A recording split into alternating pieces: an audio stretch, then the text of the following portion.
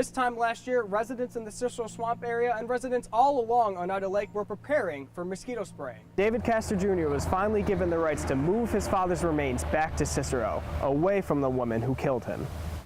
Syracuse Hancock Airport says they've been working closely with TSA and other agencies to make sure the highest level of security has been maintained for all of its travelers. Representative John Kako says that he wants changes to be made. The U.S. Treasury says Harriet Tubman's image is going to be put on the front of the $20 bill. However, Andrew Jackson's is going to be moved to the back. For now, reporting in Auburn, I'm Ricky Blackburn.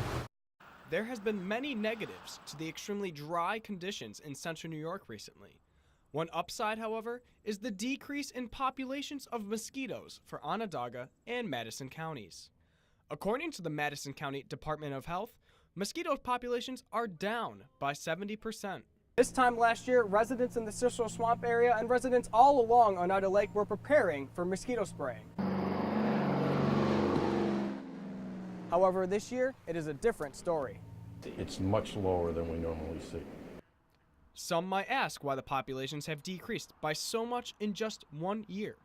The dry conditions, because even though we've had some rainfall incidents, the ground was so dry to begin with, it just didn't, the rainfall basically just ran right off.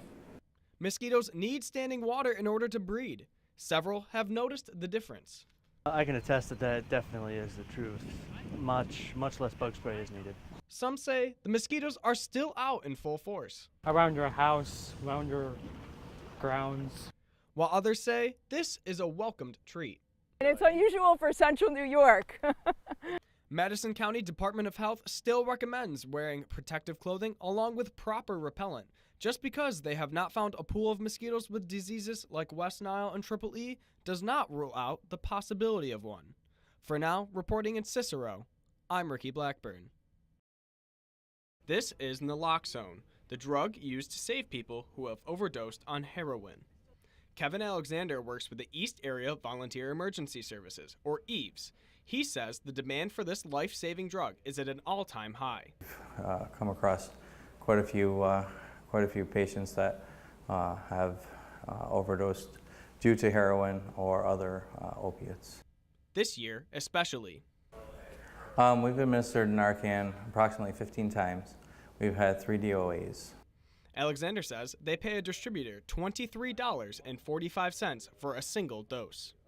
We've been buying Narcan for many years, but due to the demand and the epidemic that's currently going on, our price has increased.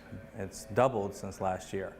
According to Alexander, a portion of that comes from the taxpayers. We have Town of DeWitt and Village of East Syracuse property taxes, about 25% we get from them. EVES, along with American Medical Response, another emergency response agency in the area, both have seen a notable increase in administering the drug this year, which they say is concerning.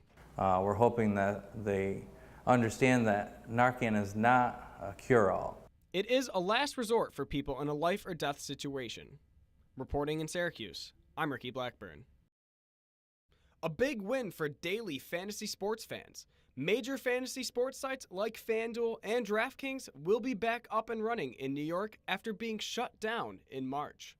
Governor Cuomo passed legislation that regulates such sites to operate under the New York State Gaming Commission regulations, making many fantasy sports fans happy.